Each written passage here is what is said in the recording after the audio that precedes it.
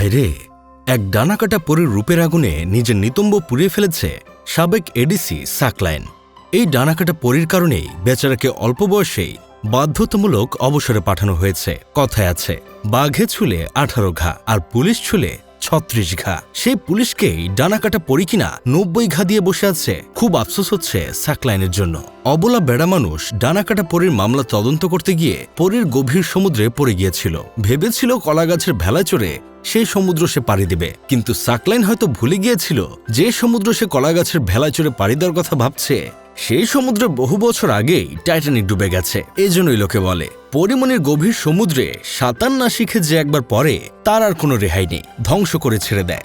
জানি না এগুলো সত্যি কিনা, তবে কিছু মিডিয়ার মাধ্যমে জানতে পেরেছি ডানাকাটা পরীর গভীর সমুদ্রে প্রথম পাড়ি জমিয়েছিলেন ইসমাইল হোসেন নামের এক নাবিক। ইসমাইল চেয়েছিল সাধারণ নৌকা দিয়েই সে এই সমুদ্র পাড়ি দেবে, কিন্তু বছরখানেক নৌকা চালানোর পর নাবিক ইসমাইল হোসেন বুঝে গেল এই সমুদ্র পাড়ি দেওয়া তার পক্ষে সম্ভব না, তাই সে সমুদ্রের তলায় তলিয়ে গেল।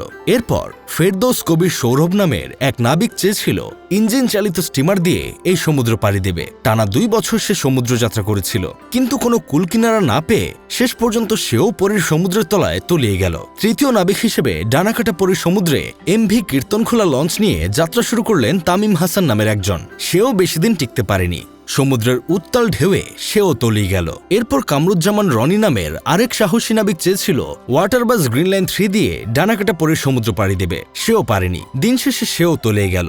মানুষ যখন বুঝে গিয়েছিল ডানাকাটা পরীর সমুদ্র পাড়ি দেওয়া কোনো কালই সম্ভব না, তখন অসম্ভবকে সম্ভব করতে হাজির হলেন নাবিক শরীফুল রাজ। সে টাইটানিক নিয়ে হাজির হয়েছিল, কিন্তু কোনো লাভ হলো না। সেই টাইটানিকও ডানাকাটা পরীর সমুদ্রের তলায় তলিয়ে গেল। 5 জন নাবিক যখন ডানাকাটা পরীর সমুদ্রের তলায় তলিয়ে গেল, তখন শেখ সাদি নামের এক তরুণ নাবিক আইকন অব দ্য সিজ নিয়ে যাত্রা শুরু করেছিল। সর্বশেষ খবর পাওয়া পর্যন্ত সেই জাহাজও নাকি অনেক আগেই তলিয়ে গেছে। যে সমুদ্রে লঞ্চ, স্টিমার, জাহাজ সবই ডুবে গেছে, সেই সমুদ্রে সাধারণ কলাগাছের ভেলা কিভাবে টিকবে? আপনারাই বলেন। সত্যি কথা বলতে, পুরুষ মানুষের সবচেয়ে বড় শত্রু হলো তার ময়না পাখি। এই 5 ইঞ্চি ময়না পাখির জন্য কিছু কিছু পুরুষ মানুষ নিজ হাতে নিজের সাজানো সংসার আর ক্যারিয়ার নষ্ট করে। এই সাকলাইন 30তম BCS এ পুলিশ ক্যাডারে প্রথম হয়েছিল। পুলিশ একাডেমিতে বুনিয়াদী প্রশিক্ষণেও হয়েছিলেন সেরা, পেয়েছিলেন বেস্ট প্রবেশনারি অ্যাওয়ার্ড। পেশাগত দক্ষতা বাড়িয়ে নিতে রাজশাহী বিশ্ববিদ্যালয়ের অধীনে মাস্টার্স অফ পুলিশ সায়েন্সেও হয়েছিলেন প্রথম, পেয়েছেন রাষ্ট্রপতির পুলিশ পদক। সাকলাইনের স্ত্রীও প্রশাসন ক্যাডারের একজন কর্মকর্তা। সংসারে রয়েছে একটি আদরের সন্তান। তুখোর মেধাবী এই মানুষটা নিজের 5 ইঞ্চি ময়না পাখির জন্য আজ সবই হারালো। এইসব দেখে আমার বন্ধু কারামত বলতেছে, প্রিয় দল ব্রাজিলের আগেই হেক্সা মিশন কমপ্লিট করা ডানাকাটা পরী আসলেই কিন্তু ভয়ঙ্কর রকমের সুন্দর। বেড়া মানুষ যতই ডানাকাটা পরীকে নিয়ে বাজে কথা বলুক না কেন, ডানাকাটা পরী যদি একবার চোখের দিকে তাকে উড়ন্ত চুমা দেয়, বেটা মানুষদের হৃদয় ছিদ্র হয়ে যাবে। ময়না পাখি খাঁচা থেকে বের হওয়ার জন্য ছটফট করতে থাকবে। যাই হোক, শেষমেশ আমি গোলাম হোসেন একটা কাজের কথা কই।